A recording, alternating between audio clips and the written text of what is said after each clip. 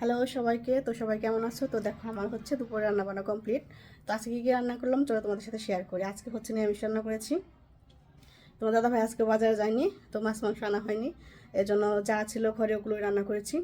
তো নিরামিষ বলে যে খারাপ লাগবে খেতে এমনটা কিন্তু কথা না। নিরামিষ যদি রান্নার মতো করে রান্না করা যায়, মাছ মাংসের কথা খাওয়ার কথা কিন্তু তোমাদের মনেই পড়বে না, অনেক ভালো লাগে খেতে।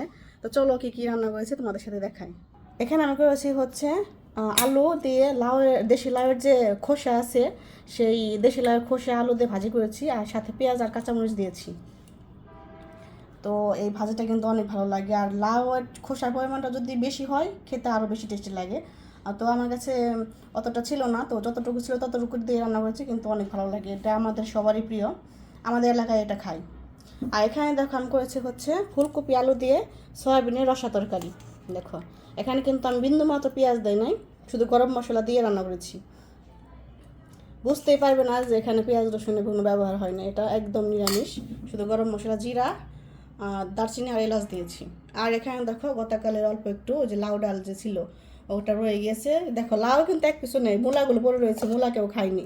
তোমার দাদা ভাই মূলা খায় না তরকারিতে দিলে, তো যা খাই আমি খাই। তো এই হচ্ছে, তো ওটা আর খাওয়া হবে না, মনে হয় ফেলে দিতে হবে। তো আজকে হচ্ছে এই যে লাউয়ের খোসা ভাজি আলু দিয়ে, আর হচ্ছে সয়াবিনের রসা তরকারি, তো এটা দিয়ে আমাদের দুপুরে খাবারের আয়োজন। তো কেমন লাগলো অবশ্যই একটা মন করে বলো।